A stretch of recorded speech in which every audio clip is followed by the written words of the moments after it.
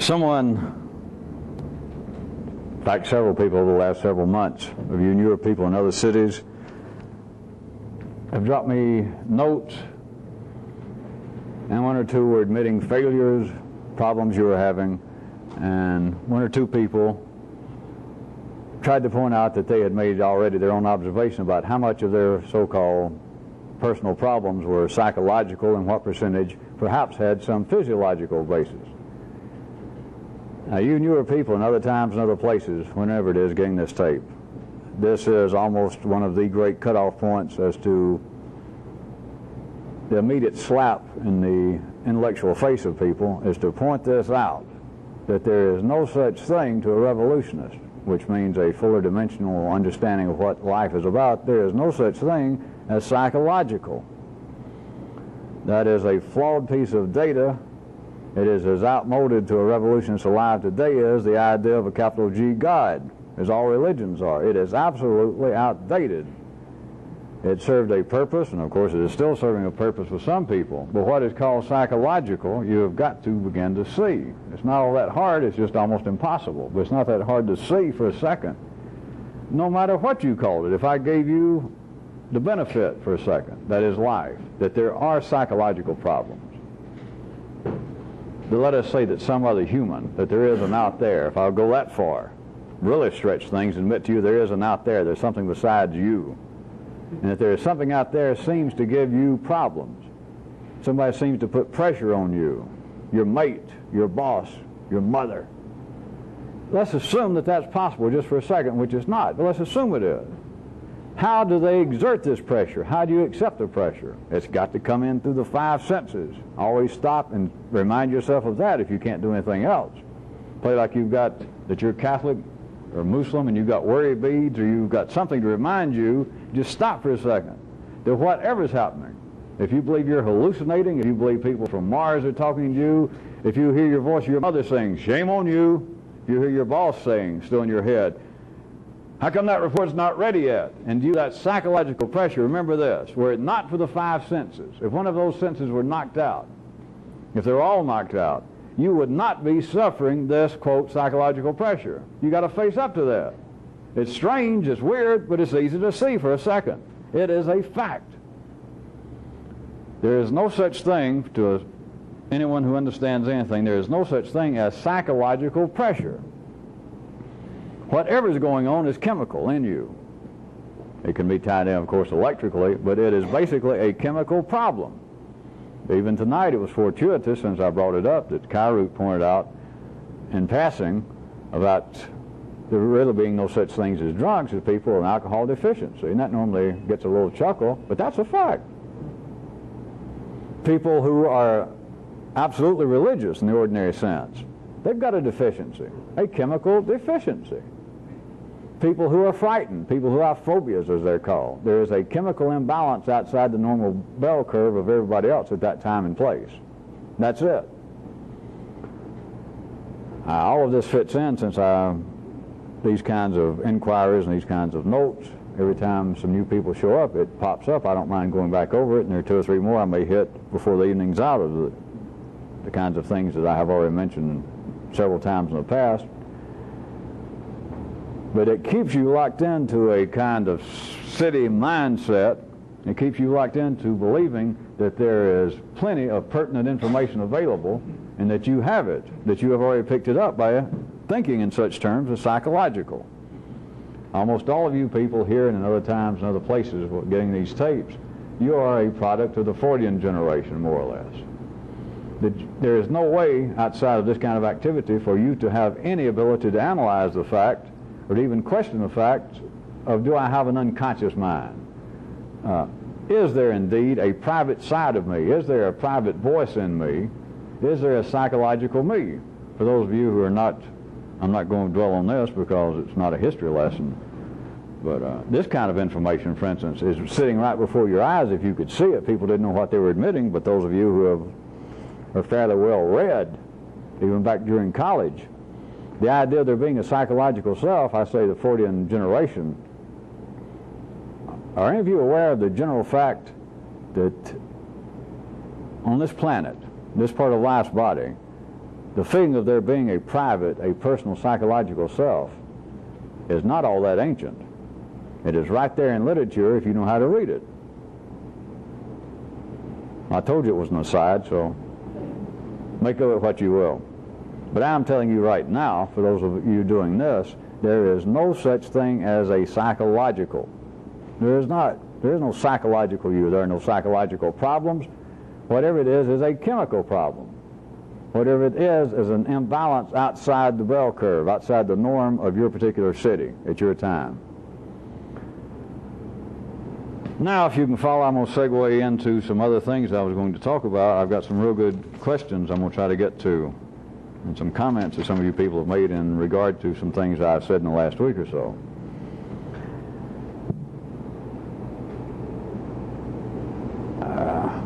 Recently, I pointed out to you, even the last time we were together, about little differences I just brought up as I was staying here talking, as I do most of it, of the difference between a real revolutionist, or even a real would-be revolutionist, and those who are simply dilettantes, those that are drawn here just by my good looks. Here is another cutoff point. I've been talking around the edges of this ever since you new people have been coming here in Atlanta. A real revolutionist, when he sees something extraordinary, something new, for instance, me pointing out several meetings back to you newer people that, and apparently I was just talking about the more physical aspect of man's being, that if you were out running, jogging, swimming, and doing something, and you seem to reach this particular spot that you normally do if you observe, that all of your energy seems to run out. And that seems to be how you have selected, whether you intended it or not, of the course that you run each day, or something you run. That you've got it down to wherever it is, 2.5, 4, 5.5, 7 miles, and that's just right. I couldn't run another mile. That's just all I can do. And the fact is, if you push it, that is, if you apparently, at the 3D level, exert more energy, you have available more energy. That's illogical, it's irrational, it goes against 2 and 2 being 4 in the city. And yet it's a fact. Let's assume that all of you either heard that and went, yeah, I know that's true. Or else you went and tried it, and it's true. How weird. A real revolutionist would not stop at how weird. A real revolutionist would be ever alert to investigate the greater topological ramifications of this, because I surely, you know by now, did not bring it up to teach you how to run an extra half mile. God knows it's bad enough us having to run 2 or 3 miles, wherever it is. You know, I could slap myself for making us do it. So I did not bring it up just to show that you could run further. The real would-be revolutionist, such as this, would go, and realize this has got ramifications that are staggering, such as, if we're going to artificial again, which I'm doing, divide up the body right quick, like into the red and blue and the yellow circuits, as I call them, and we looked at what my description of running a little bit harder, a little bit further than you normally do, and suddenly you got more energy. Then, in that artificial way, in which we must do verbally, we could say that that was a red circuit phenomenon, a red circuit example. The real would-be revolutionist, you know, that's what happens when you don't wash over once a month, like some of us know about.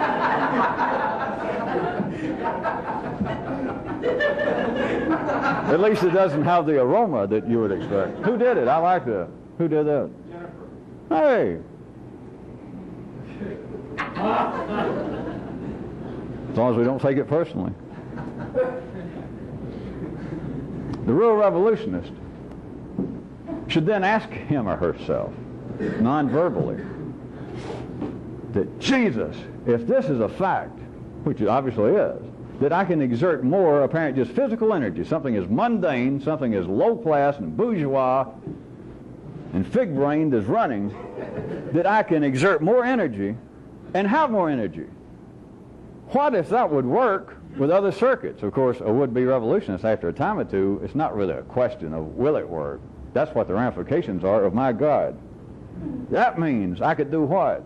All right, to use my artificial, although useful for the time being, divisions again into circuits. Those of you who feel like that you are primarily in the hands of the blue circuits, which include a lot of people here, other places, and throughout the world, that is, believing that you are in the hands of your emotions, which is just one side step from that to believing in psychology and believing that you have a psychological self. You might notice that good, overweight, heavy drinking bricklayers, football players, professional wrestlers, and other ne'er-do-wells are not the ones that have a very strong sense. This is another aside. Strong sense of there being a psychological self. You might also notice, as soon as I tell you, you're going to hear the validity of this, there is a paucity of real overweight bricklayers, football players, etc. in analysis. Very small percentage. There is also, to jump up into the higher regions, of those that would qualify as being at the other extreme, the almost absolutely one-sided intellectuals. Do you understand that now they've got some theoretical knowledge when they hear about people and their psychological problems, but there is a small number, a small percentage of those kind of people in analysis. When it comes to their subconscious, when it comes to their psychological self or their psychological problems, it always seems to be somebody else to them. There are problems in life, but all problems can be figured out. And people that go and pay somebody to lay down on a couch and stare at the ceiling, or people who cry and get upset. A real yellow circuit-driven person would simply want to go off and say, well, if I get a chance, I'll think about that. It can probably be figured out. So we're left in this great unwashed middle of the blue circuits. That is, that's where people feel the strongest that they've got a psychological self. That's where people are inclined to literature, poetry, sonnets, sobbing, keeping diaries filled with the word I. It is, and there is not the very specific face-to-face connection between the arts and the blue circuits as you may think, but I was just going to point it out in passing, and I'm not going to stop tonight.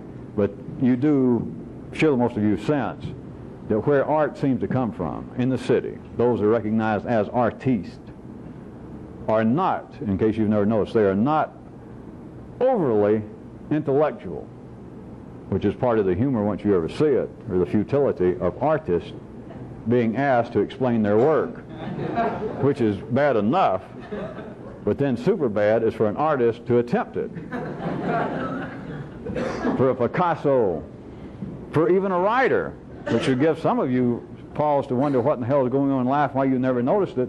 A very literate person on paper, one of your favorite authors, shows up on a talk show, and he's almost tongue-tied. He almost seems to be illiterate.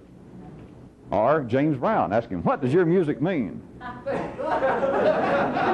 And if they get caught in the spot, since it's all showbiz, they'll say something. But if you have any sort of insight or view outside the city norm, you realize this is futility. There is a connection that I said I'm not going into more specifically between what appears to be intellectual people and the arts. At any rate, we're dealing with now primarily people who feel as though their emotions play a great part in their life. People would not end up doing this without a pretty active blue circuit, which is one reason right from the beginning that I, at least verbally and otherwise, try and dismiss it and tell you whatever your problems are, fuck it. I don't want to hear about it. They're useless. It doesn't matter. If somebody's problem over here and the problem over here, it seems to be two different problems. It's all the same problem. It's all the same. On top of that, it's not even a problem.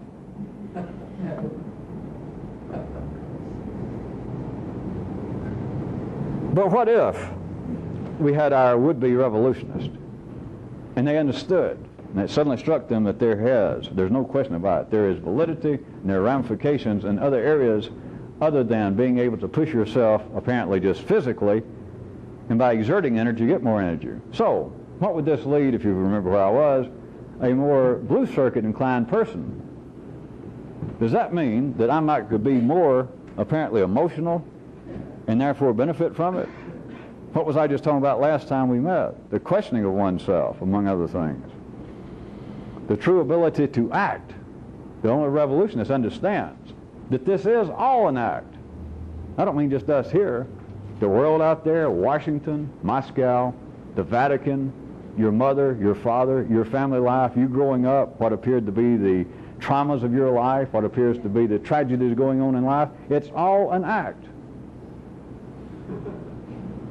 That's not If I could talk to you, if you could hear it another way, I wouldn't use the word act, but I'm not going to fool around and make up a new one and then have to define it for you. That's as good as any word available in the English language that we all understand. That it's all an act going on. Now, this does not include a Shakespeare or someone who can pop up. Life will make people do this, as you should know by now. And somebody says, this is all an act, we're all players on a stage. People's been saying that here and there. Very few people actually see it. When you see it, you understand it's not an act in the sense that the word is defined in the dictionary, but you would understand why I use the word. It was as good as any that was available. But it is an act. It is only a few people that see it who then can do something. And here's the weird part. It's only them who can then act. Because as long as you don't know it's an act, you can't act. But as long as you know it's an act, you can do, what should we call it? How about irrelevant things? For instance, if this is getting too strange for you, back to practical matters. Let us say that you suffer from being depressed. Good, ordinary, middle class, quite admirable, quite promising human emotion. Especially if you can live in the suburbs and be depressed, that's really the best, I guess. And be sufficiently in debt. And then be depressed. What if you could then act even more depressed? Do you understand that this is similar? Acting more depressed when you're normally depressed is like running further than you normally want to run. All right? To be depressed and then to act more depressed. Do you not perceive the possibility that the would-be revolutionists would see that as being a ramification, an extension of the fact that I can expend more physical energy apparently and then suddenly have more energy by doing more? All right, I'm suffering. I'm depressed. Well, hell, I've been this depressed for 30 years. This is nothing. It's like eating a sweet potato pie every day. How about something new? How about being more depressed? What if you're angry? How about being more angry? Not overtly. You can do all this privately.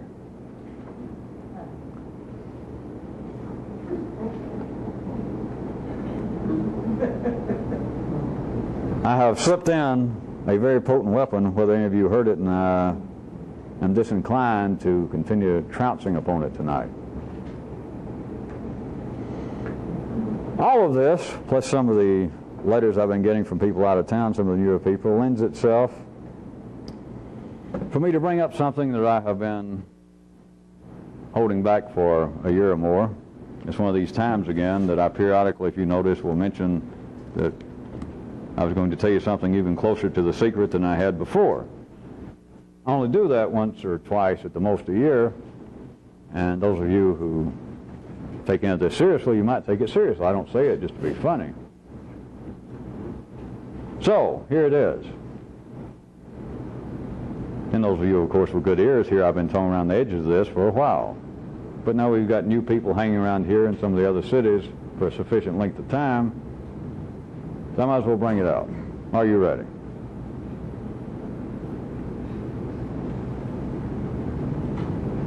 All of you good high school or collegiate football players, baseball players, soccer players, and those of you who weren't.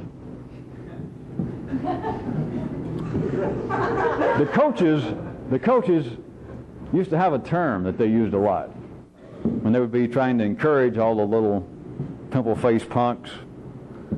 You know, don't you guys be taking up smoking and drinking beer on the weekends like that other school. You know, eat good, eat your veggies, pay attention to your mama. You know, it's life talking to the good middle class. But the coach would be doing this, and part of it was apparently the great need for health. How you young children, you young guys should take care of your health now, because what you're doing now is the basis of you growing up to be a solid, I always like this one, productive member of society. Which, best I could ever make it that meant that you paid taxes, which is really something to strive for. The term used to be this, them encouraging people to eat good. The way I've heard, well, I'll combine a bunch of them. One of them was, remember guys, You know, there's no magic trick that you can't suddenly get in shape today. Or for Friday's game for you high school ex-jocks, and Saturday for you who managed to get to college. You can't end up on Friday afternoon or Friday morning and find some magic energy fix. And you've got to take care of yourself throughout the week, all the time. And so they had such phrases as this. Remember, you know, there's no immediate fix. You can't get up on Friday morning or Saturday morning and suddenly, after you've been drinking beer and smoking cigarettes and not eating your veggies all week, suddenly get in shape by eating 20 bowls of oatmeal or tofu.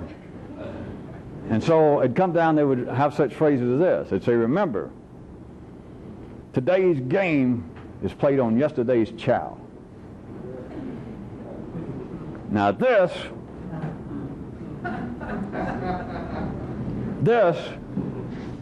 has a quite, some of you people would say, a quite valid physiological basis. No secret, no nothing new about it. In fact, I've had to warn some of you people that wanted to take up skipping meals and going on periodic fasts in the past. I've had to point out to you, what everybody should know, that what you're doing today, food-wise, is going to pop up tomorrow. That is, if you're going to take tests tomorrow, if you're going to try and run a marathon tomorrow, and you're taking up some hobby such as some of you tried for a while, a few people, like I'm going to fast every other day, which is nothing wrong with it. But you've got to take into consideration the metabolism of the body and the way in which it operates. And if you've got to do something here, or even a triathlon or something tomorrow, don't fast today. Do not do it. This is no secret. But now let me tell you something. Some of you may hear it real quickly. It is yet another view getting closer to the secret of man's position in regards to what apparently is his need and his desire to change, and then what seems to be the brick wall.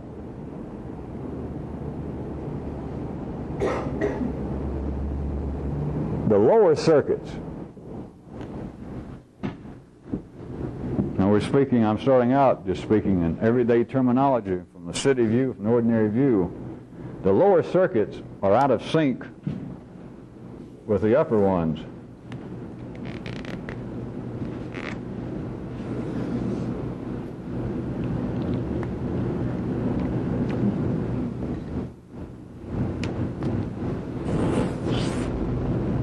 You do recall my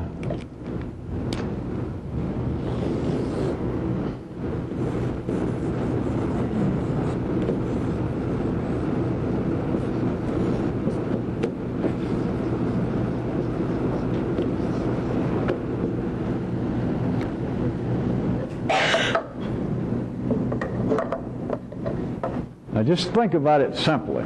You've heard me talk about it in this way enough, most of you, that although it is artificial, that is, all verbal descriptions of man and everything else is ultimately artificial, this is valid, and it points to something not normally seen.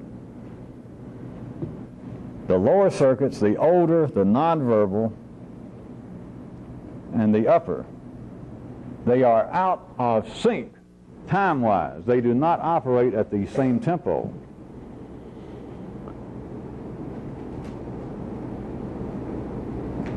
The upper circuits, as opposed to the lower circuits in general, can operate what amounts to 24 hours ahead. Or let me put it to you conversely, maybe it's an easier way to approach it. The lower circuits end up operating, no matter what happens, they end up operating 24 hours at least behind whatever may be going on in the upper circuits. There are exceptions to this, partially, which I'll get into in a minute. It takes, let me make sure that you understood what I was bringing up about the training tables and high school athletics. Generally speaking, whatever is going to affect the lower circuits is put in motion if we, again, artificially, suddenly chop up a person's life and jump in like a book or a movie that suddenly the movie opens and there's a guy standing at a desk saying, well, I think so-and-so, and suddenly we picked up his life there, which is artificial, arbitrary. But that's the same way we've got to do now with words. Because the words you end up with what? Sentences. And they got to have a what? A damn beginning. But remember, we're dealing with flawed, incomplete information. But here it is when they apparently are discussing the nutritional needs of young athletes.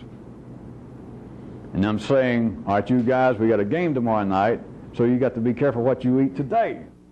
Not tomorrow. You can't get up tomorrow morning of the game and suddenly try to stuff yourself with proteins or carbohydrates and have the energy to play. You cannot do it. That's no secret. A dumb high school coach, which has got to be the epitome of something. No offense to any of you high school coaches, don't write me. Even they know that. Well, they read it in a book. But anybody can check it. I mean, you can test it in the next 48 hours, any of you who need to. At the crudest level, what is going to affect the lower circuits, let's just look at it food-wise, is operating the end result. That is, whether you feel nourished, whether you have enough energy to undertake tomorrow's activities. The outcome is going to be 24 hours after what you did. This is,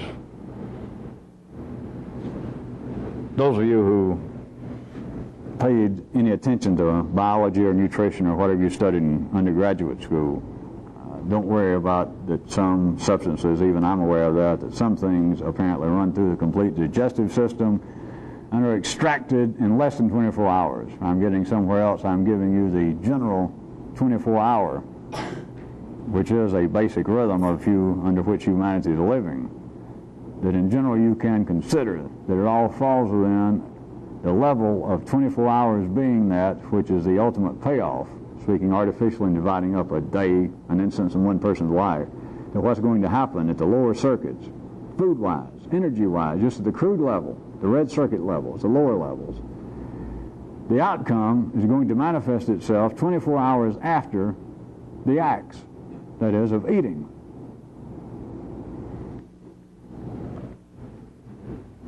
You do know, I asked rhetorically, I did not bring this up having anything to do with nutrition. There is another aspect of man's condition that has never been seen, only the three-dimensional manifestations of it, that seems to be the great resistance, to say the least, to change, all the way from the resistance to the apparent inability to change. So if you can listen, I'm going to almost tell you what it is. At least I'm going to tell you a new view.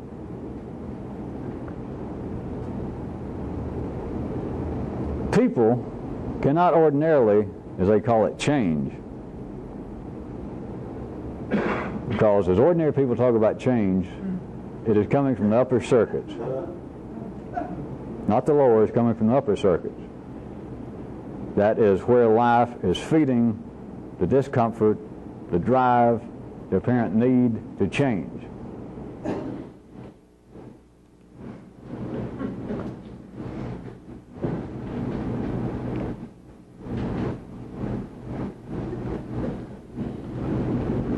The necessary effects from the upper circuit desires, needs, pressures, drives to change for it to get into the lower circuits, which is the basis of where all the chemical reactions are. It's got to start there. The lower circuits are going to be reacting, operating at an optimum. Under the best conditions, they're going to be feeling the full effect, enough to where it absolutely chemically affects them 24 hours after any upper circuit decision, desire, statement of desire to change takes place. And ordinary people in the city cannot keep it up for 24 hours. Hence, a person says, I am sick of drinking. I'm going to stop drinking. They can say that. Or somebody can say, they'll throw out a pack of cigarettes and say, all right, I'm through. It's going to take a minimum of 24 hours for the lower circuits to feel any effect. A great drunk, or just a good drinker. I don't mean drunk because it's not all pejorative. I was having a flashback of good memories. It's a joke. A person drinking every day, going through the same little ritual of stopping after work, having the drinks, and by most classifications nowadays, even if he had a good job and got home every day, people would say, well, the man's obviously addicted to alcohol. He is one of the middle-class drunks, an alcoholic. Such a man, doing it 7 days a week, for those of you who don't know it, he can stop for 24 hours because it takes that long for the chemical effect of not drinking to fully permeate the lower circuits. Somebody can quit smoking, believe it or not, those of you that smoke a lot. You can quit for 24 hours because it takes that long for the full influence of this chemical shift to reach into the far corners of the lower circuits. What is lacking, the way things are arranged, is this decision. And of course, we're not going to back up enough now in this artificial discussion of it, of how it came about. Just suddenly a person says, I'm going to quit drinking. And right then, they apparently, quote, mean it, to the degree that there they stand about to order their first martini of the day after work. Suddenly decide, I'm going to quit drinking. No. And they turn it down. Right then, there seemed to be enough passion that, and their friends said, oh, come on, you're going to have one, aren't you? No, you guys go ahead. I'm going to skip today. And inside, as they would say in the movies or literature, the guy's saying, I'm going to stop. Now's the time. I've got the strength. I realize the folly of this is staying around here every day, wasting my life and tearing my liver to shreds. I'm going to quit. Right then, let us assume, for the sake of this discussion, that there is enough passion to stop. As witnessed by the fact that he did say, no, I wouldn't care for one today, not now. That he did, after years of going through the same routine every day, that right then he had the passion to stop. He cannot keep that passion for 24 hours, which you've got to have at least that for the effects to permeate the lower circuits. The first 24 hours, in other words, are given to you. They're given away to anybody. And you do know that that this is not simply talking about some kind of candy-ass addiction like smoking or drinking. It's being you. It's feeling the same way, thinking the same way. And a person decides, all right, I'm going to quit being angry. I really am. I suddenly got a glimpse of me hollering at my wife and my children, my mother, and it's despicable. I suddenly realized I'm going to stop. And right then was enough passion that the person may say, oh, little kiddies, little wife, I'm so sorry, I'm going to stop this. This is shameful. I'll never do it again. Anybody can almost do anything for 24 hours because 24 hours is almost a free prize. It turns out from a revolutionary view to be a booby prize. But it takes 24 hours for any complete realization in the lower circuits to take place that, hey, we hadn't been mad for 24 hours. My normal chemical balance has been imbalanced. What's going on up there? Where's the alcohol? Where's the anger? Where's the caffeine? Where's the nicotine? Where's the self-pity? The passion that apparently made the person be able to turn the drink down. The upper circuits cannot hold that up. They cannot keep it up for 24 hours. If they could, anybody could change. Everybody would change. Now, any of you who are listening with a third ear, everything I'm telling you is known. Every little piece of this is known out in life, except nobody can put it together. In other words, people know. They say this, that, hey, if I could hold the passion, if I could hold the discomfort, the knowledge of the discomfort and the despicable image I had of myself being mad, being drunk and falling down the floor, the image I had of me, the feeling I had yesterday of my decision to stop doing this, if I could have held on to that, you'd see a changed person. But what happens in life? Good grief. People have been writing about this for thousands of years, that I seem to be unable to hold on to these great decisions. It's known. But I'm trying to get you to see now a quite very specific and a quite crude connection, as you would call it, some of you, physiological, nothing else, between the fact, the unrecognized fact that the lower circuits, as it were, operate at a general level of being 24 hours out of sync of everything up here. So that no matter what you decide, everything that I left out besides anger, drinking, caffeine, nicotine, self-pity, anything that apparently the yellow circuit says, here's what we're going to do. Tomorrow we're going to start getting up at 6 o'clock and running 2 extra miles every morning. And you mean it then, as far as we can describe it in the city. The upper circuits mean it. Right then when you say it, the lower circuits might as well be absolutely oblivious to it. They don't even have the message. It hadn't even begun to sink down within those first few seconds. You've got 24 hours before, assuming that some of this comes to pass, such as turning down the drink. Or the man who says, I'm going to get up an hour early and run 2 extra miles, therefore I'll go to bed an hour early tonight. So he lays down in bed an hour early. The lower circuits, thus far they're still not all that excited. Laying down a little early, the lower circuit's not normally going to complain. But it's a different story when the change, when ramifications, when manifestations of this upper circuit desire, decision to change begins to fully permeate them. Then you got a different situation. Then you've got that they won't get up. They won't run. They begin to rebel. That is one description. The other description that I would suggest that you try and pursue tonight, from what I'm telling you, is simply that the chemical passion, the chemical activity in the upper circuits that brought about this apparent desire to change, this decision to change, cannot keep it up for 24 hours. If they could keep up whatever this initial moment of passion is, to whatever it was that right then you decided, for whatever reason, apparently, that by God, I will never do that again.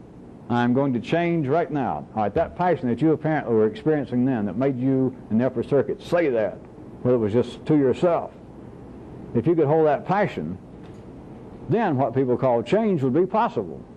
You wouldn't be here. Life wouldn't be here. Life would not be recognizable. But that is not possible with ordinary people. You have got 2 general operations in each of you that are operating out of sync from the viewpoint of change.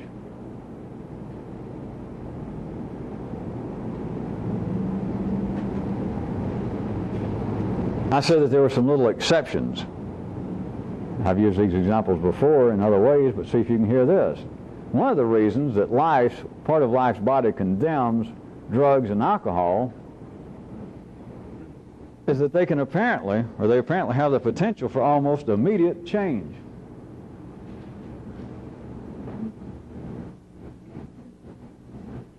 Well, that was a disappointment. Maybe you people on tape somewhere else heard it. Part of the reason that you have areas of life's body throughout history condemning the other parts of its body that drink, that take drugs,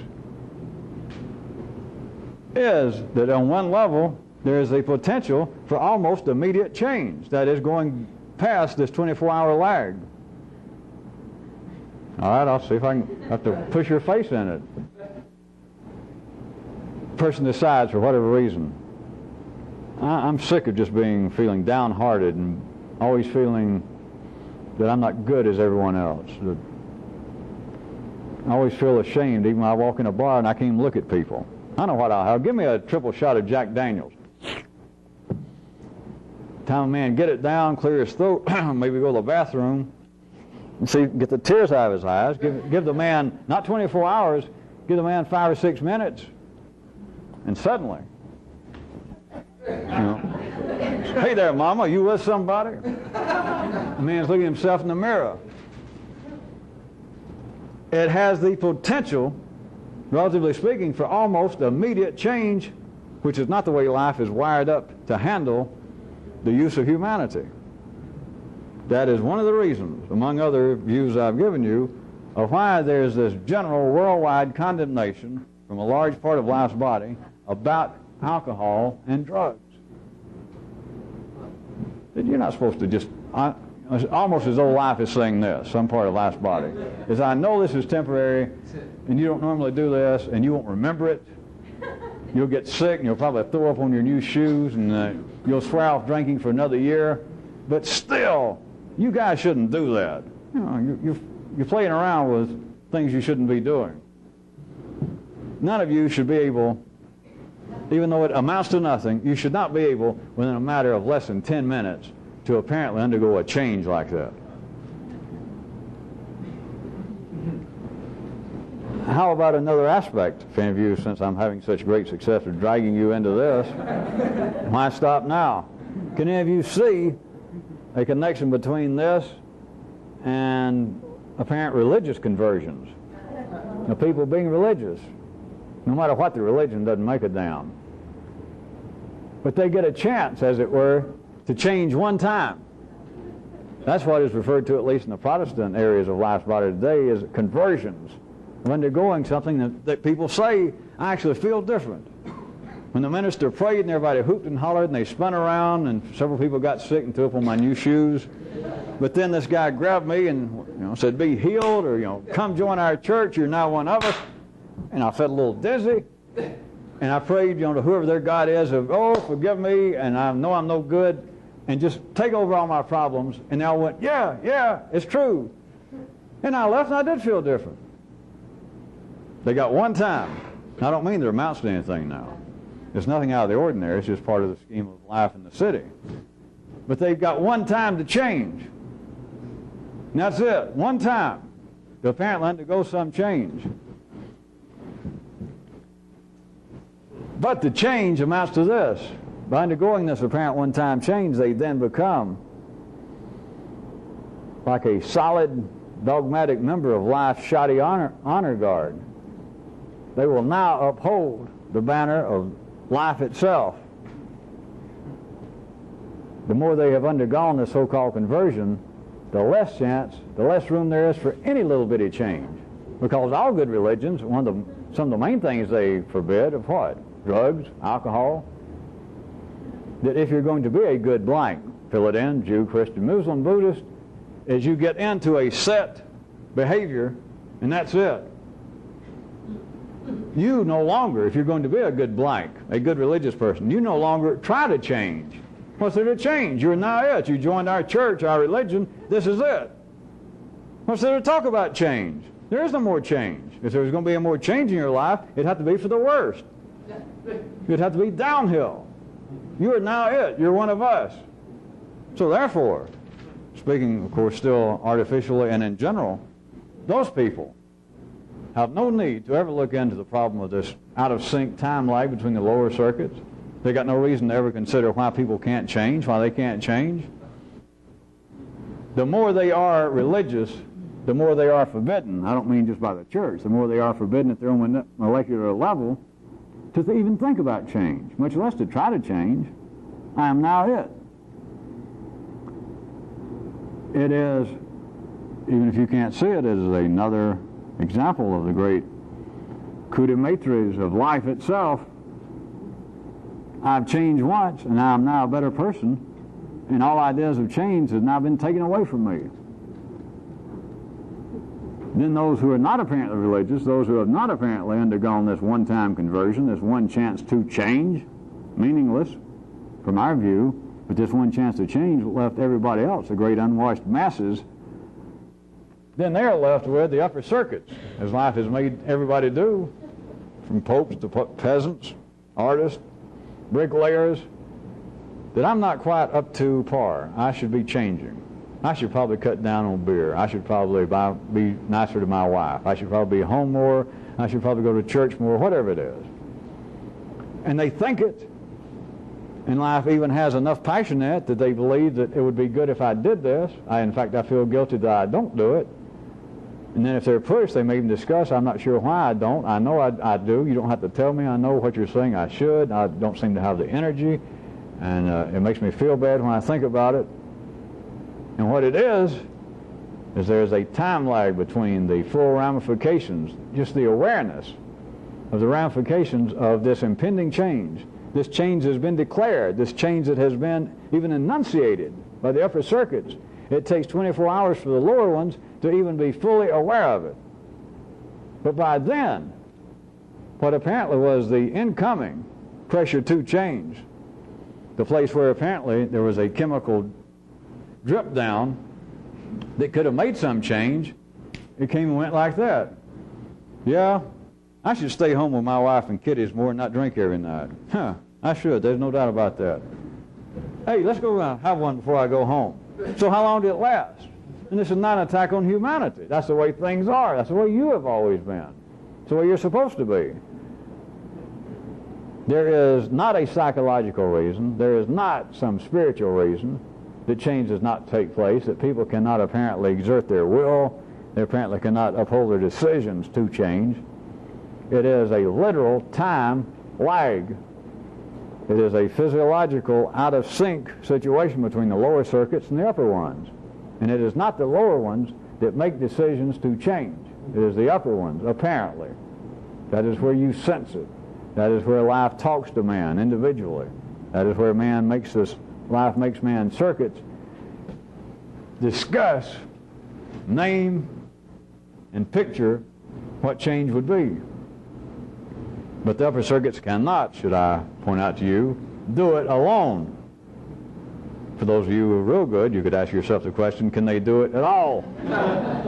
But at least you got to admit this, they can't do it alone. Unless you're going to live with that same kind of cartoonish situation of saying, well, I've decided not to drink, and I really mean it.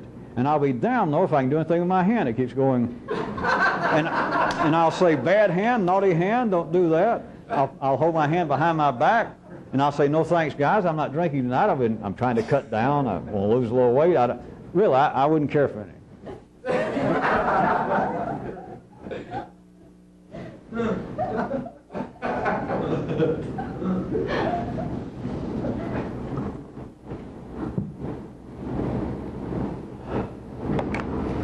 Well,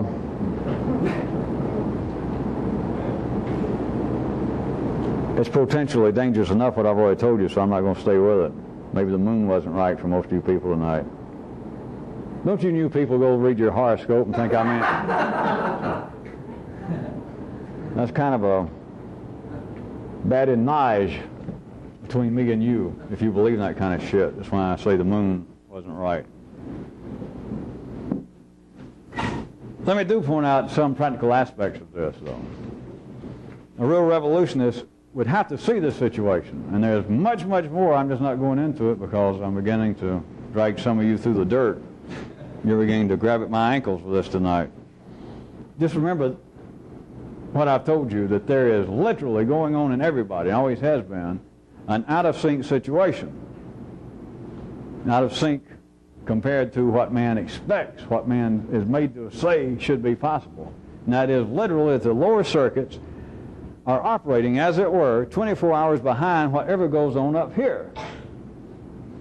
And please note, when I say lower circuits, I've always drawn it at least right through the middle of the blue. So it's not just what you think of as the mind. It's not just you saying, I would like to quit drinking. It's feeling, what's called human feeling. But all of this is supported. It is all fueled by, it would not exist were it not for the chemical activity of the lower levels. We wouldn't be here. You wouldn't be breathing. You wouldn't be alive.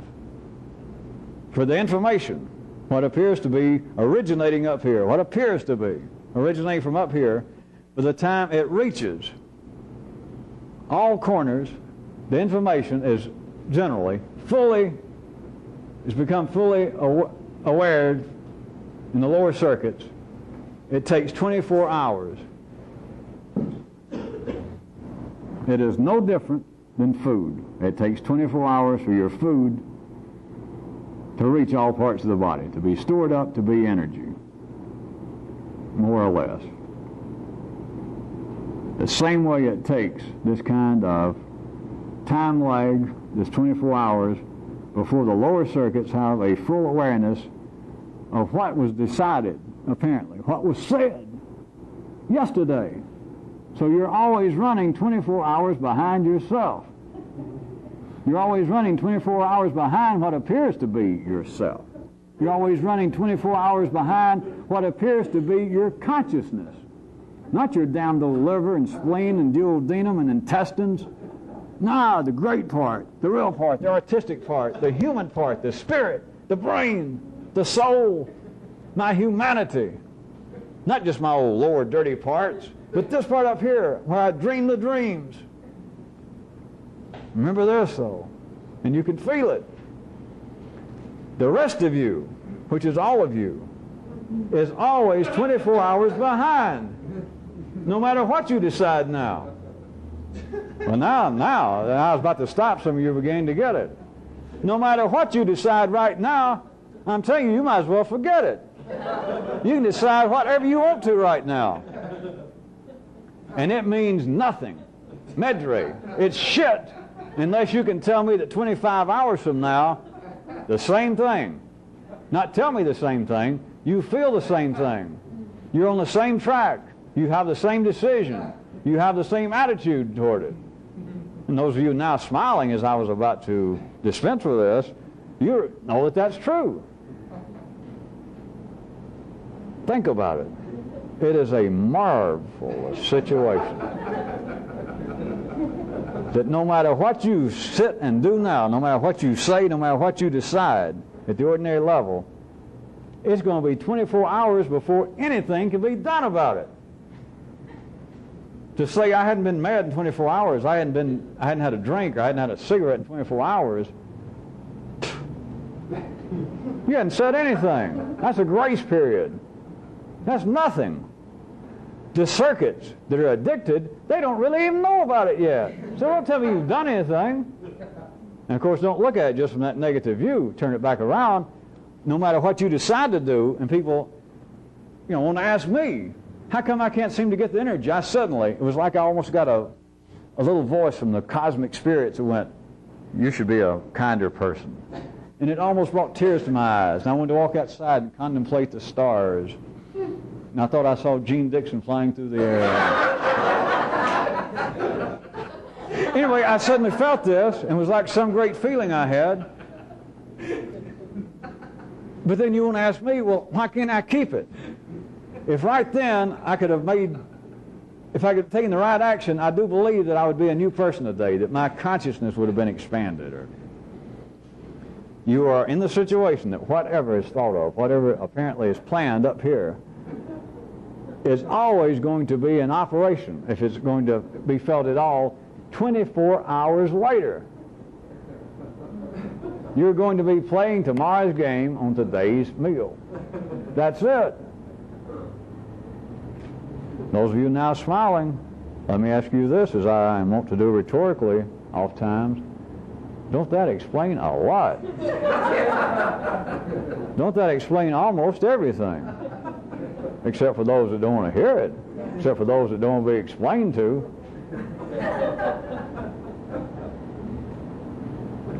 All right.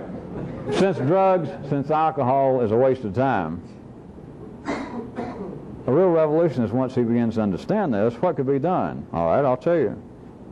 I've told you in other ways before. You can chemically begin to attack the 24-hour lag. And there are 3 ways to do it.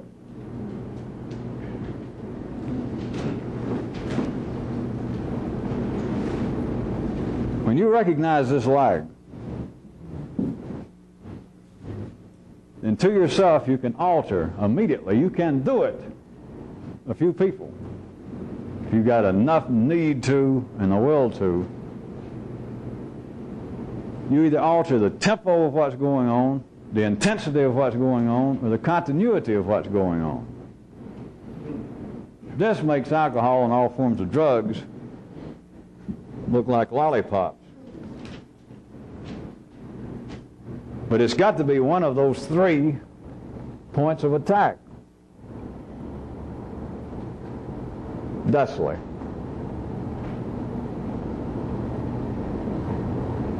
You apparently, back to the situation, you apparently are suffering psychological tremors of depression. All you've got to do is note that this full envelope of feeling that seems to be you depressed, or depression being upon you, operates at a particular tempo. You've got to alter the tempo. The easiest way is to speed it up. Suffer faster.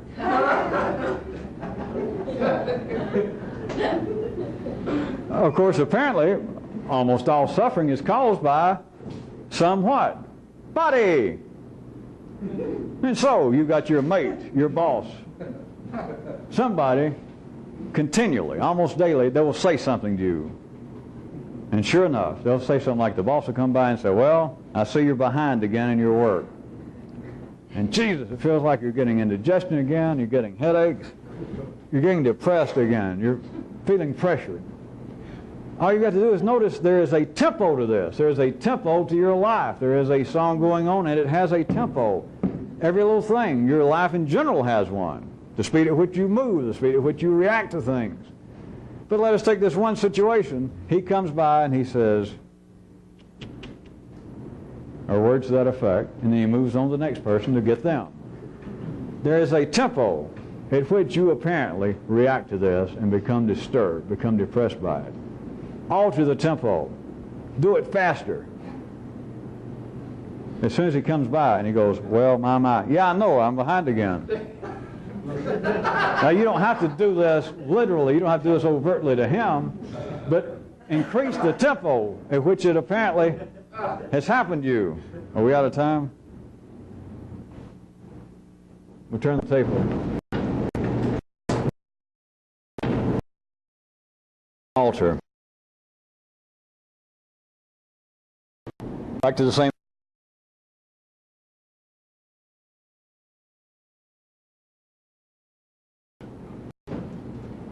No matter that people's upper circuits, people's voice and tongue will speak in exacto, and people believe, if they were questioned this way, that there are degrees of, if somebody's prone to be depressed, they believe that there are degrees of their depression. There's some things make me more depressed. Well, yeah, I'm depressed most days, but it seems like I'm more depressed on weekends than I am during the week. If you would notice, that's not really true. The same way that there is a fairly constant tempo, that there is a good conductor going on in your body that keeps things operating, everybody, at a certain tempo in general, and then when you get down to individual areas, they're always at a certain general tempo. There is a same intensity. Thusly, a way to alter it, a way to affect the lag is to directly affect the intensity. That is, all right, here I'm depressed again. Be more depressed. You got to willfully just decide I'll be more depressed. And don't you people keep smiling like that you already catch on that these things I bring out just interferes with all the fun and going to screw it all up. It will alter the lag time. It will bring together. It will affect. Instead of bring together, let me point you better. That will bring together closer the apparent decision-making mechanism of the upper circuits and the lower circuits generally operating 24 hours behind. If you alter the intensity. The third possibility is to alter, to affect the continuity that things normally happen. That the boss comes by and he goes, tut, tut, behind again. All right, the normal continuity is he goes along and you become depressed, right? And it manifests itself in some way. Now, he goes along and then perhaps you break a pencil, or your jaws get tight, or you got to go to the bathroom, or you think, boy, I wish I had an Alka-Seltzer. Or you look down, you're always kind of sad, or you look up and you're always kind of mad. It doesn't matter what. There is a continuity to it, right? Right. Either that or you're nuts. In the city, there's a continuity. It's one reason that you know that you're you. Well, that in the bathroom mirror. But there's a continuity. To affect the time lag, affect the continuity. He comes by and as always goes, tut, tut, tut. And he walks off. He's get up and go, hey! Of course, not necessarily overtly. No, you should lose your job. But at least inside, or those of you who want to, go to the bathroom. Get out of there and go do it. Or look around to your fellow people. Normally when he does this, you look down and you begin to stare more than ever. The peripheral vision is even cut down more so for a few minutes. You fall into this depression, pressurized situation, whatever it is, but affect the continuity. He goes by, he does all that, and as soon as he gets by and he gets past you, look up and smile. The people around you smile like, hey, did you hear that? Huh?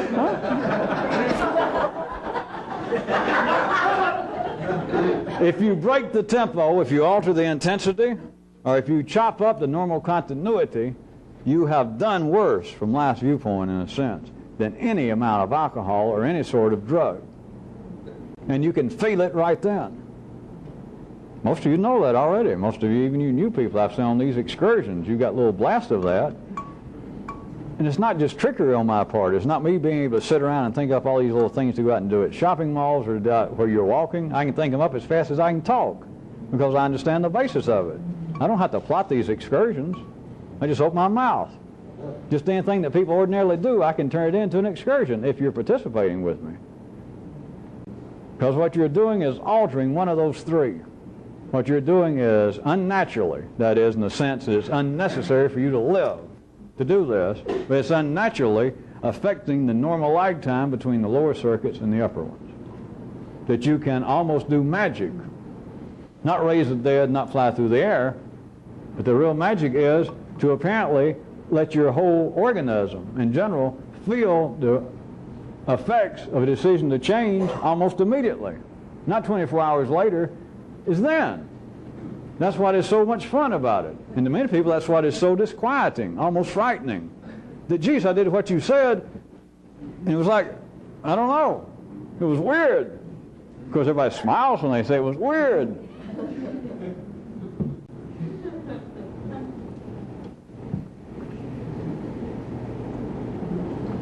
You have directly affected the chemical flow. So much fun about it. And to many people, that's what is so disquieting, almost frightening. That, geez, I did what you said, and it was like, I don't know, it was weird. Of course, everybody smiles when they say it was weird.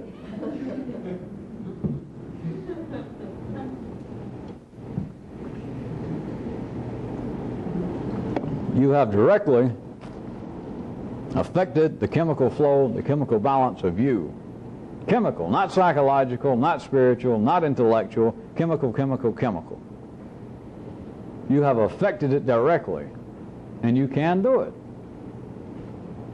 I'll assume, although I didn't dwell on it, that all of you, to some degree, could hear the examples I pointed out. Or for me to say the areas simply affect the tempo at which you're operating, or affect the intensity of what seems to be going on with you in relationship to life, or affect the normal continuity of normal. When this happens, things go like this in a certain linear sense. Simply affect it, change it. It is not spiritual in any sense. It's not weird, but it is almost forbidden. That in the larger scheme of things, life has no need for you to do that. In a smaller scheme, you got no need for you to do that. But it will directly and almost immediately affect you chemically. That is the only possibility from the viewpoint I'm presenting to you tonight, from this kind of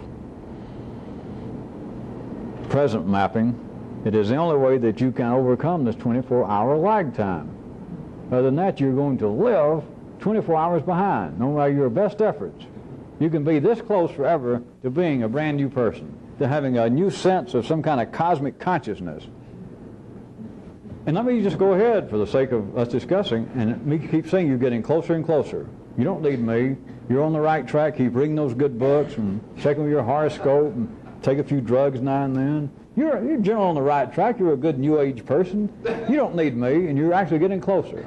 If I tell you that, if I give you that, do you realize you're going to die someday? Well, are you going to die? But if you'd lived just 24 hours longer, you would have had it. You were that close. But it would have been 24 hours later. Always. That is what you're left with. You and everyone else. Because you've got this lag time that no matter whether you got it from a book, no matter where it apparently came from, whether you apparently got it from me, that, that's what I'll do. I hear the validity of that. I hear the importance of that, and I'll do it. it's at least 24 hours before you got any chance of doing it. It's 24 hours before you even hit the starting line. And yet everybody's wired up to believe that, now I see it. That's what I'll do. They believe that's the beginning. Sure, it may take a little effort. I'm going to have to really bring myself back together, clean up my act, exert a little will, a little gumption. But now I see it. Now I've taken the first step. No. 24 hours later, if you're still in that same position internally, then you have taken the first step. And you may not like it then. You may take it then. That is, that the full ramifications of what's going on hits your lower circuits, and they go, not hardly, not hardly. And then suddenly you go, Jesus, all right, give me a drink after all. Where are my cigarettes? And that's exactly what happens to people. All of you have been through that, whether you recognize it or not. That I have decided I'm going to do this, or I'll get up and I'll start running in the morning. And you tell your wife, you tell your husband, I've decided I'm going on a new regimen. I'm getting up first thing in the morning. I'm going to start exercising. I'm going to start doing all that. And you can say that all night. You can sit there and drink and smoke and tell your wife, set the clock. You start, get my sweat clothes. Hey, run up to Kmart before they close and get me a brand new running suit. You can do all that you want to. Until the lower circuits realize what's going on. And they're not going to do it then. But within 24 hours, when they realize what's going on, and they go,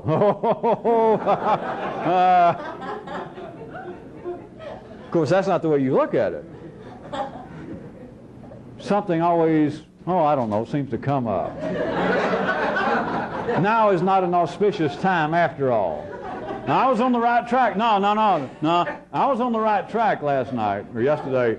That's what I should be doing, but I don't know. Maybe I shouldn't jump into this. Maybe I should work my way. Maybe I'll get a book and read about what I should be doing. What's happened is this, that the full potential ramification of what's going on finally permeated into the lower circuits, and they went. Now that is at the best what happened. Now somewhere at the other end of the possible 3D spectrum is what I've already been talking about. It should be clear as people make a decision, and then they just apparently forget about it. That is that the upper circuits cannot keep it up. They cannot hold on to this decision with that same kind of passion for 24 hours, which is absolutely minimal, generally speaking, of what it takes for the potential ramifications to hit the rest of the circuits. And it's only then that you could say that there is the possibility that I'm about to take a step in this direction. But apparently people forget it if they had to explain it. If I was discussing with ordinary people, they go, well, I don't know, you're right. I have these great ideas sometimes, or I'll read a book. I guess the book got me carried away. I was reading an article about you should exercise more. I did get carried away, and I told my wife, I should exercise more. But then I went to bed and seemed to have forgotten. That is the more generalized way to describe what takes place. But what you have got to realize, no matter what seems to be the upper circuit, the verbal excuses as to why you did not follow up the decision, is simply that there is a lag time. That's what you've got to realize. That you are always, in a sense, operating half of you is operating, as it were, 24 hours behind the other half. I can't say I can't stress that enough, but I have stressed it enough. I'm not going to say it again tonight or ever again. But I have told you something that is potentially of great value. To simply see it. That it's there. It's always been there. And nobody recognizes it. It is physiological, and there is no way that you can read a holy book and change it. There is no way that you can go to a psychiatrist and change it. There's no way that you can take chemicals and change it permanently.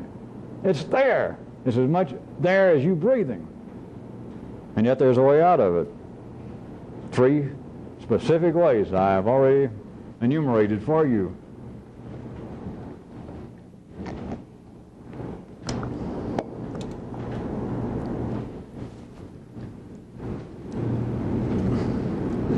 Along similar lines, believe it or not, I'll tell you something else about I have several versions of it, like blank and thinking of blanking, that is, of acting and thinking of acting, of having hobbies or thinking about hobbies, doing your hobby or thinking about doing your hobby. Agendas and thinking of agendas, dancing and thinking of dancing. I originally brought it up verbally, for those of you who were here at the time, as you remember. I simply point out that humans have the potential that nobody else, observably so, at this level has. Everybody else either acts or doesn't act. And humanity has the possibility of acting or thinking of acting, sometimes known, laughingly so, to some of us as planning. But my description is more encompassing. Mine is more specific. Is you're either going to act or you're going to think about acting. The real revolutionists, so you got that little phrase, there's blanking and thinking of blanking, or acting and thinking of acting. Let's start from that one. Those two aspects in the sentence, acting and thinking of acting. The real revolutionist has either got to put great distance between these two, or he's got to merge them. That is, of the teeing and the teeing, the aing and the teeing of aing. You understand, there's the division. Either the acting or the thinking of acting. To do this, you have got to put such distance between the two as they're almost different universes. They got nothing to say to each other. Either that, or you have got to absolutely bring them together. You have got to merge the two to where you cannot feel, you cannot experience any great difference. Where that you can then understand, from another view, something I point out to you, that once you begin to see the act that is going on, once you begin to see how life is wired up, you realize that all thinking of acting, that is, all plans, generally speaking, are a waste of time. They're irrelevant. Except you can't live without doing them. And nobody else realizes it. The rest of life believes that, well, my planning, my thinking of action is not only potentially important, it's inescapable. You can't act without thinking of acting. And yet all you've got to do is be able to see what's going on in life, and you realize, I think as the Gershwin brothers pointed out, it ain't necessarily so. That everybody is just wrong. Nobody thinks about acting. They think about acting. They think that it has some pertinence. And then again, as those great Gershwin philosophers says, old man river, old man life just keeps on rolling along. But even when you see it, you've got to go ahead and think it, apparently. Even when you know it's irrelevant. That is what I am trying to point at by telling you you've got to put almost cosmic, universal separation, distance between the two, or you've got to merge them.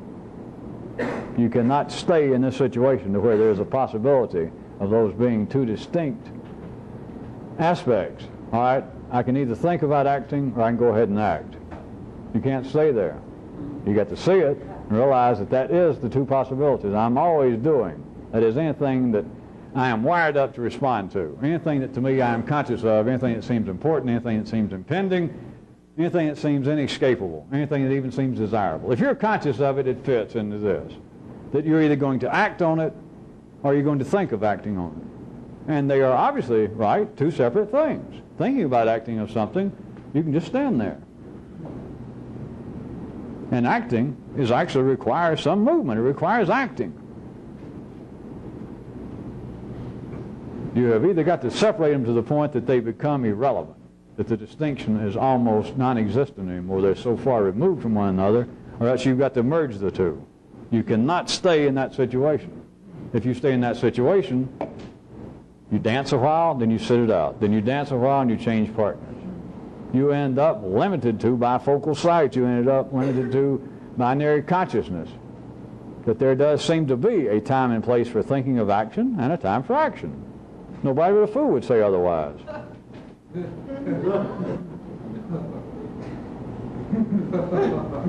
I know it sounds foolish, but I can always, play dirty with all of you and say, all right, that sounds to be true.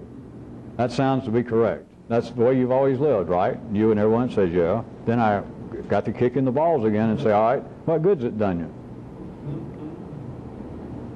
The truth is none.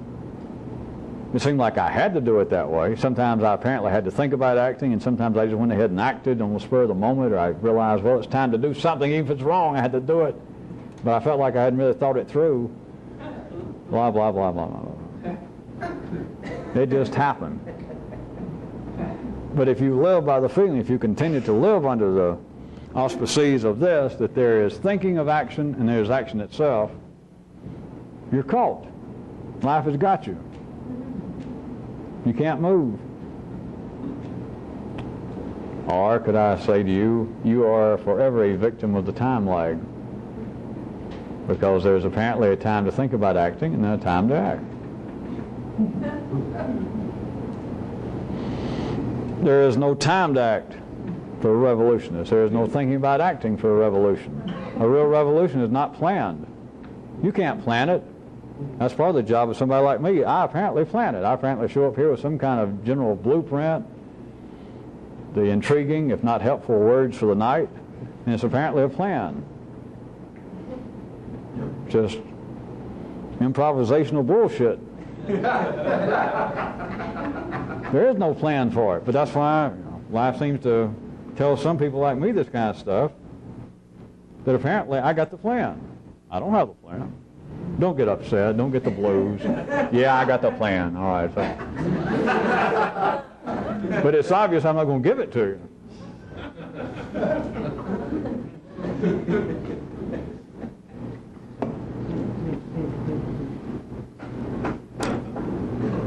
Another couple of things about the situation of either acting and there apparently being the distinct division of the other aspect, the other possibility of thinking of acting. If you stay tied up with that, and you actually stay distracted with it, and you lack the passion that is necessary to do this, what you end up doing in a sense is you phone your life in. That is what that amounts to. And there's always the feeling, you're always left continue with a feeling that I acted too soon in this situation. I did not act soon enough. I acted without enough thought. I thought too much about it until the time passed for me to actually act. I let the moment slip. Is that not the story of your life in the city? It always seems that there is something out of sync. I have plans to do something, and I suddenly realize how to do it. But then I also realize, hell, it's 2:30 in the morning, and everybody's in bed that's involved with this. But right now, I could make the great changes at work.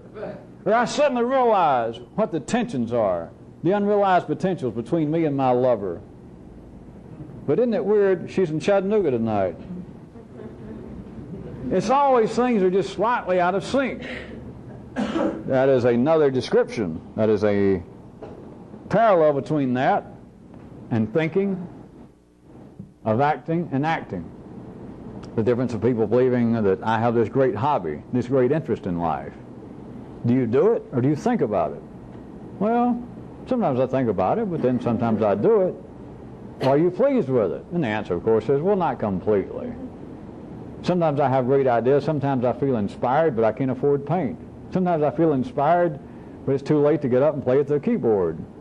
Or sometimes I feel inspired, but, geez, I'm too tired to type tonight. And then at other times I feel like, boy, I can just picture me being a world famous author and being on all the talk show circuits, and I sent my typewriter, and I'm ready to act. I sit at the piano, the keyboard, and I'm ready to go. Nothing. It is the lag time. It is the distinction between apparently acting and thinking of acting. That is how you end up in a sense of phoning your life in, that you're thinking about not only acting, but then you think about what you're thinking about acting. You should either, whatever it is that you seem to be thinking about, your hobbies, your interests, you should either passionately do them or forget about it. You should stop thinking about it until you can realize and find your own way to put an almost universal distance between the two, or else to merge them. Until you get to that point, either do what you're going to do passionately or stop thinking about it. If you got a hobby, don't tell me about it. Don't keep talking to yourself about how you're going to be a great dancer someday, how as soon as you got more time you're going to paint more, you're going to write more, you're going to do more with your sculpting or you're woodworking, whatever it is, you're going to crochet your way into the Smithsonian Institute, if not the hearts of your fellow man, and you don't do it. You talk about it.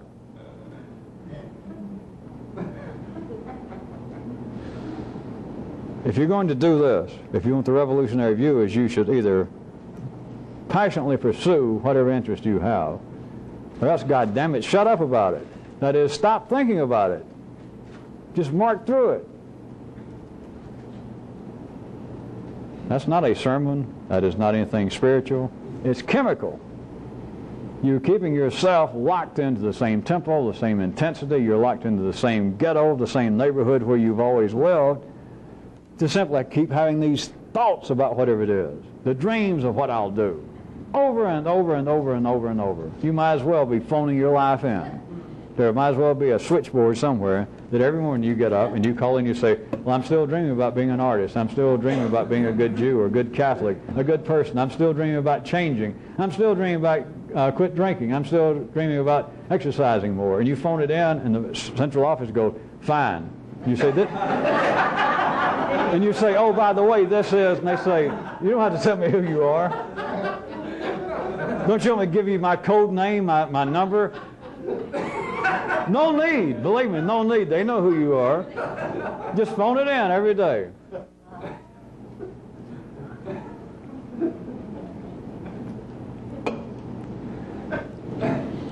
All right. A couple other things I've gotten from... one other thing. It's been a while since I mentioned it. I just don't want anybody to forget. Can I have the drum roll? Don't forget.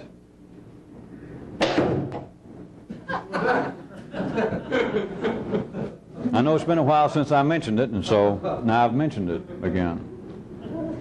For all of you who seem to be interested in it. I've had from some of you newer people in the last few months some questions regarding another couple of areas I'm going to hit right quick. One is dreams. I've received a small pile of notes, letters from you newer people in other places about, dreams. What's the purpose of dreams? What should I be doing about dreams? What do I have to say about dreams? Right, here's the first thing I got to tell you is forget about it.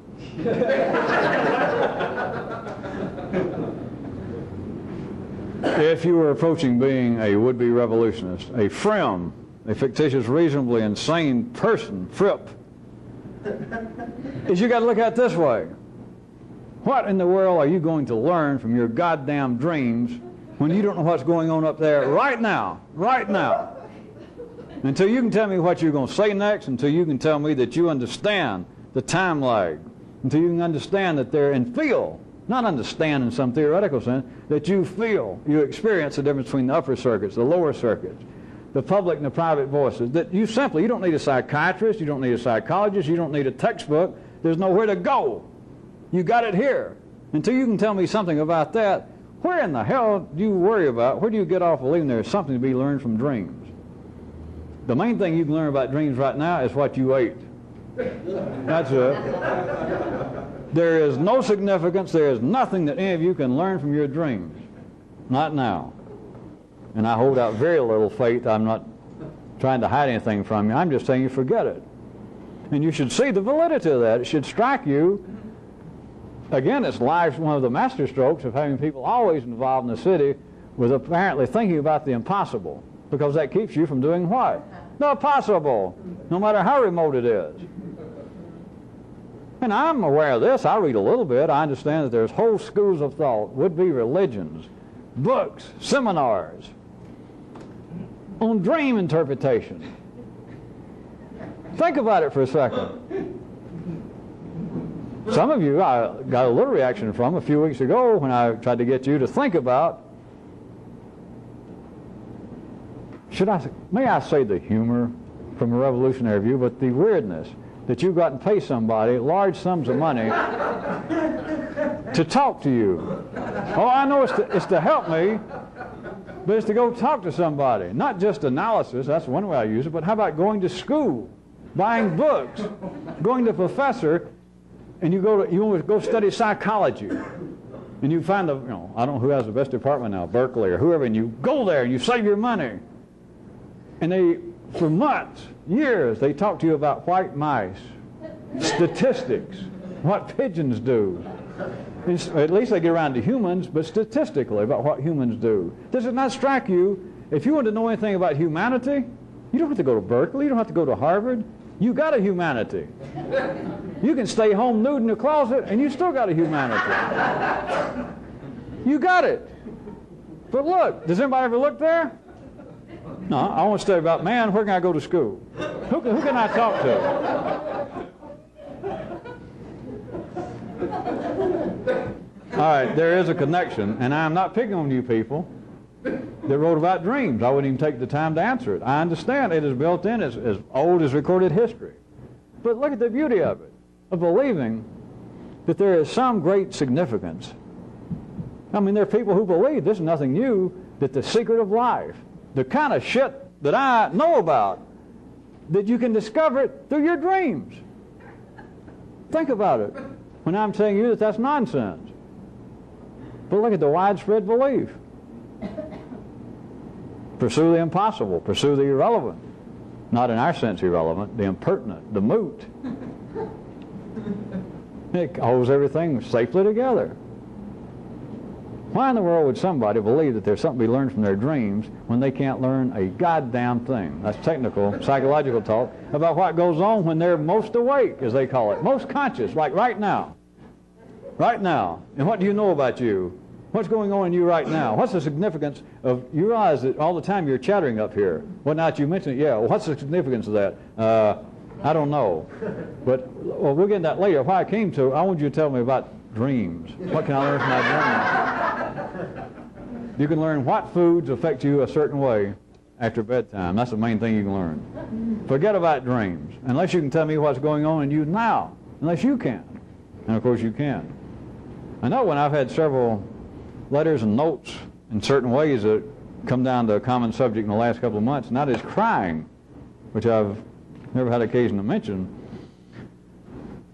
And I've had questions from some of you people that some of you were, of course, talking about in reference to what seems to be your everyday problems in life now, and a couple of you even said that being involved with this just for a few months, that you've had spells where you suddenly just felt almost overcome and wanted to cry. At any rate, let me point out, there are, and I won't disagree, there's nowhere further to take it in a proper way, of what seems to be some of the chemical basis of people crying in life. You can find that in any book.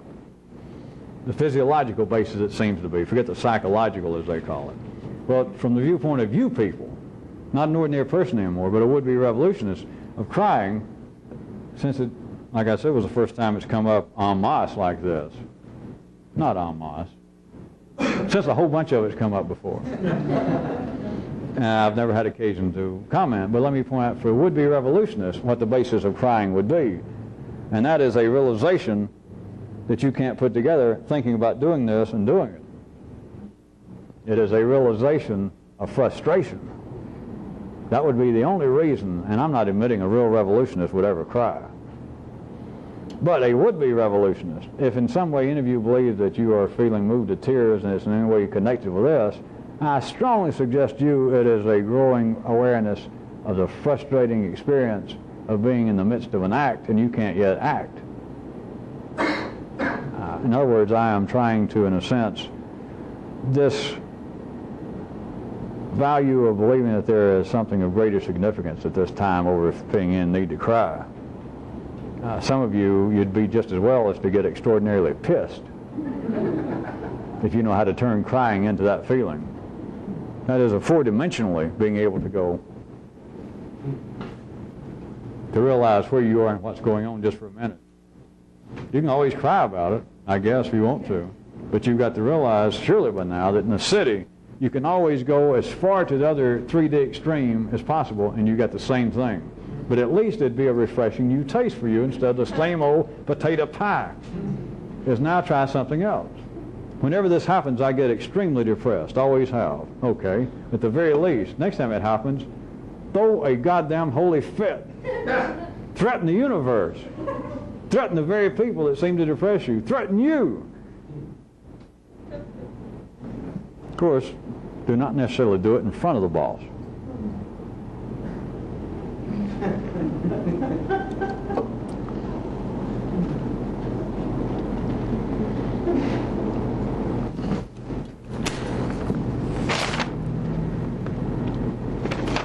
I want to read from last time when I was pointing out to you the trinary division into apparently what people need, want, and deserve. Somebody made this comment, among others. They sent me a note regarding me telling you to look into it and see how you could divide it up and consider the matter. And the person says, just having appetite seems to be the true pleasure of being alive, and it doesn't matter what the appetites are, be it need, want, or desert. You people are a million laughs tonight. Yeah, but it's always good that, you know, just because the crowd's bad, the comedian can always say, boy, were they dead. Sinatra can say, talk about a tone-deaf crowd. So you got to admit that was a cheap shot. But then again, it was just a joke. I'm going to punch it out tonight. We got an epilogue coming up. Is it all running?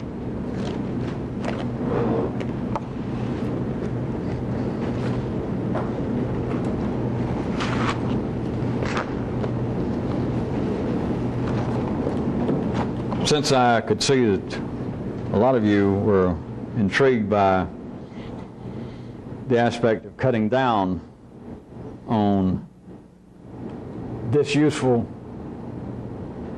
unbeautiful goods that life seems to have sold you. That is, that a whole handful of you here and in other places immediately got intrigued, as I had a certain fear that you would, over the idea of living a stripped-down life, that there is a validity for some people to only have one, to only have the bare necessities of what they got, to live in a house that only had bare furnishings, not to torture yourself, not to make the gods happy, not to prove in some way your humility. Something can't be described. You just got to experience it if indeed you were the type that should. So, since I told you that I was not telling anybody to do that by any means, I've never given that as too complex. But along with the kind of suggestion I said you could put stuff in storage, I have another aspect of it that I can go ahead and give as an excursion, something you can do, that some of you may get a real taste. Some of you may get your appetite whetted, which is a bad thing to do to one's appetite. You might get some of your desires inflamed. Here's the excursion. You can do this. And I would strongly suggest that some of you are going to find this surprisingly interesting. For 17 days, starting from tomorrow, after you hear this tape, for 17 days, do this. Now, this is an excursion. This is not a suggestion. For 17 days, I do not want you to purchase anything that would not absolutely fall in the category of needed. Now, you can do that. You can do that, and it will harm no one at all. And if, as your little wirings will do, I shouldn't laugh at Gene Dixon and horoscopes. I predict the future. As many of you will do, you will feel confronted continually, probably already. Examples have hit you that, all right, is so-and-so actually needed? I don't know. I can't really decide. My. Can't really decide. All right, if there's any doubt, and you're going to be serious enough to pursue this that I pointed out, and there's so far so good if you've gotten validity and value from everything else, then pursue this. And if you find yourself in the voice of saying, well, now this is a gray area, this is iffy, I can't really decide, just ask yourself, if I don't buy this between now and the next 17 days, can I live? Can my family live? Am I in any way going to be harmed? Now you can do that. Don't let these little chintzy voices in you continue to run everything. Literally. For 17 days. You can do this. And this is not punishment, as you know by now, and it's not to prove some kind of theory. There's a whole lot of you got the potential to get pleasantly, in a way that you wouldn't imagine, surprised by this. Don't buy anything unless you need it. Now I'm talking about within the 17 days. There it is, they got a sale on toilet paper. And you got plenty at home, at least for the next 17 days, and just because it's on sale, do not buy it. It's got to be something that you need now. Don't buy it because it's on sale to store. After 17 days, go back and do that kind of stuff if that's what you do. Assuming you still can. That was just a joke. You still can. But for the 17 days, do not purchase anything, unless you need it then. Now you can do that. Some of you consider this my spring equinox present, believe it or not. Other than that, remember, as I always say,